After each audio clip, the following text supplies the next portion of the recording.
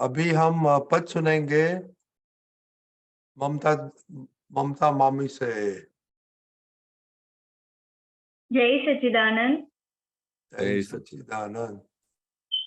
वंदन हो जिन राज हमारा, भक्त जनों ना छो शिरसाज।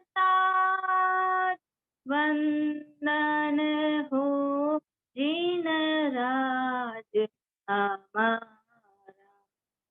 भव सागर नो ऊंचू प्रभासी, हारे हाथ जहाँ डूबे नहीं मुझ जीवन नैया, जालवनो मुझ लाज। वंदन हो जिन राज हमारा, हाजर तीर्थंकरणी भजना, सहजे मोक्षी मार्ग दर्शक। अष्ट प्रकारी कर्मणि भूखे, अबंधक कर्म धारा। वंदन हो जिन राज हमारा, अखंड आराधन कीर्तन थी, फूले दिल नासा। चरण पड़ीने हूँ विनवूँ, कर जो पूरा काज। वंदन हो जिन राज हमारा, त्रिलखम आयुषम धारक, प्राप्त करावे एक स्वलक्ष्य निधि ध्यासन थी। अंतिम हित सित महिटप के अमि प्याला। वंदन हो जिन राज हमारा, आत्म भक्ति स्वरूप करणी, ईश्वर अंतरमा। ज्ञान क्रिया छे मोक्षक जननी, छूशुदात्मा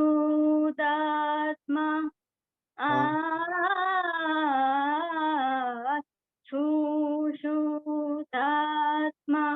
म पद निसा नि द प म प ग म म ग प, छूशुदात्मा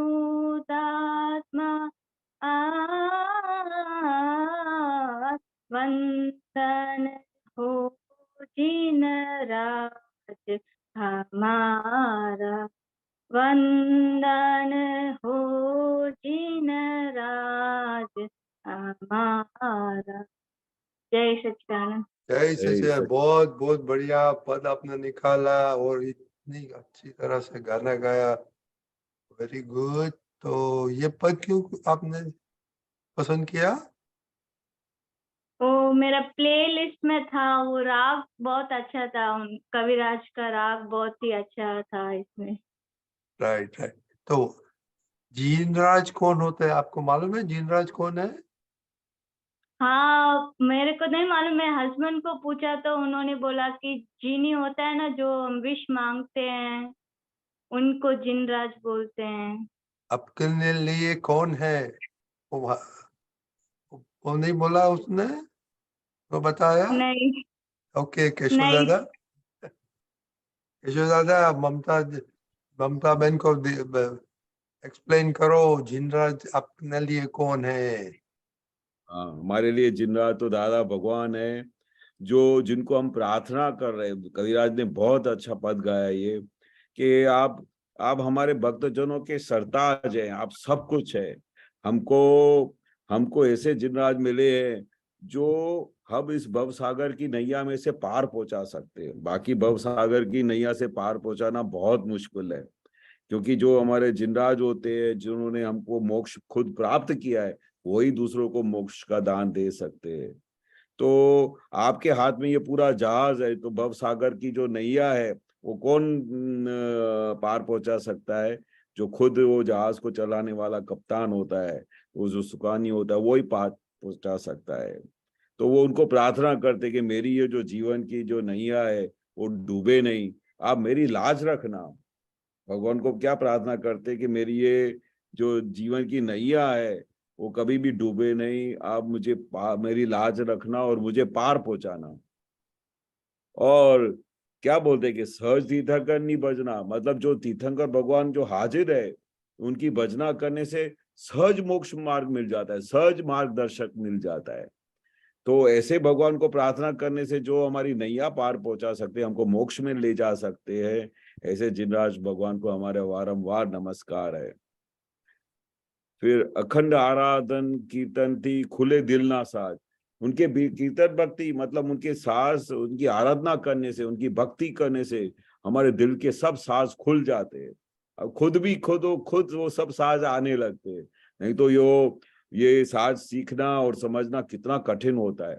पर भगवान के दर्शन दादा नहीं बोलते थे कि ये सबको प्राप्ति करने के लिए क्या है, खाली ज्ञानी पुरुष की कृपा मिल जाए, जिनराज भगवान की कृपा मिल जाए तो वो पार पहुंच सकता है। उनकी खाली ऐसा टपली लग जाए, उनकी खाली आशीर्वाद मिल जाए तो उसकी नैया पार हो जाती है। और ये बहुत अच्छा लिखा कि चरण पकड़ के मैं आपको नमन करता हूँ। क्यों नमन करते हैं? क्योंकि अगर हमको इस संसार से पार पहुंचना है, हमारे को संसार के सब कार्यों में से मुक्ति पानी है, अगर हमारे सब कार्य पूरे करने, हमारे मोक्ष मार्ग का मार्ग पे चलना है, तो आप मेरे सब काम पूरा करना। इसलिए चरण पकड़ के हम दादा को प्रार्थना करते हैं कि मैं आपको नमन करती हूँ, विनंती करती हूँ कि मेरे सब कार्य, जो मोक्ष का कार्य है, बहुत सबसे बड़ा कार्य कौन सा है? मोक्ष में जाने का। तो वो कार्य मेरे पूरे करना, वो सब कार्य मेरे पूरे करना। हाँ, त्रिलखम आयुष्यम धारक, मतलब जो सब आयुष्य में से पार पहुंचा सकता है, वो क्या करवा सकता है कि खुद के जो लक्ष्य है, खुद का जो स्वलक्ष्य है, उसको भी प्राप्त करने में हेल्प करता है। क्योंकि ज्ञानी पुरुष सिर्फ खाली संसार में व्यवहार और निश्चय की बात तो समझाई, पर खुद का जो लक्ष्य है कि मुझे निरंतर शुद्धात्मा के लक्ष्य में रहने का है, वो लक्ष्य प्राप्त करना बहुत मुश्किल होता है। पर वो ज्ञानी पुरुष की कृपा से हमारे को वो लक्ष्य मिल जाता है कि मैं शुद्धात्मा पद में रहूं और सबके अंदर शुद्धात्मा देखूं, तो वो मेरा प्राप्त हो जाता है ज्ञानी पुरुष की वचना से। मेरी निधि ध्यासन थी अंतिम हित से। निधि ध्यासन से क्या होता है? ज्ञानी पुरुष की निधि ध्यासन से पूरा अंतिम हमारा ध्येय क्या है, अंतिम जो हमारा है केवल ज्ञान प्राप्त होना, हमारा फाइनल मोक्ष प्राप्त होना, वो हमारा सिद्ध हो जाता है, हमारे फेवर में हो जाता है। ज्ञानी पुरुष की जितनी भी कृपा प्राप्त हो, उनकी जितनी भी वंदना करो, उनका जितना भी निधि ध्यासन करो, उसका फल अंतिम मोक्ष मिलता है। और वहीं टप के अमी प्याला, अमी यानी मोक्ष के प्याला, मतलब उनका अमृत गिरता है। दादा नहीं बोलते रात को जब ही आप रात को सोते समय वो दादा भगवान का मुखारविंद दिखाई दे, तो वो मुखारविंद दिखाई दे और हूँ शुद्धात्मा, हूँ मैं शुद्धात्मा, ऐसा करके आप सो जाओ तो पूरी रात वो अमृत टपकता रहता है, तो पूरे अंदर हमको प्योर बना देता है। तो वो दादा खास बोलते थे कि ये खास आप 5 आज्ञा में बोलते थे कि जो वो निधि ध्यासन से प्राप्त होता है, और दिन और पूरी रात को वो अमृत अमृत अंदर घिरता रहता है। अंतिम भक्ति स्वरूप करनी, ईश्वर अंतर माज, मतलब अंतिम भक्ति क्या है? स्वरूप की अंतिम भक्ति भगवान को प्राप्त करने की है। और भगवान को प्राप्त हो गए हम, तो फिर उसके अंतर में निरंतर, जैसे खुद के अंदर परमात्मा का दर्शन होता है, ऐसे बाहर भी हर जगह पे परमात्मा का दर्शन होता है। और ज्ञान क्रिया का फल क्या है? उससे मोक्ष की जननी है ज्ञान क्रिया। ज्ञान में रहे आप तो आपकी मोक्ष की जननी है।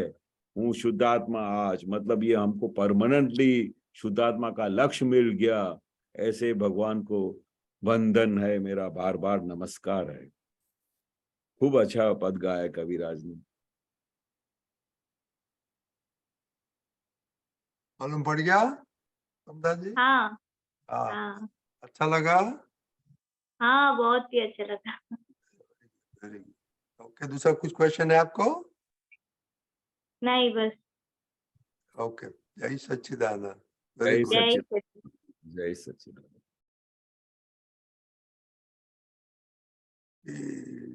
दीपक भाई,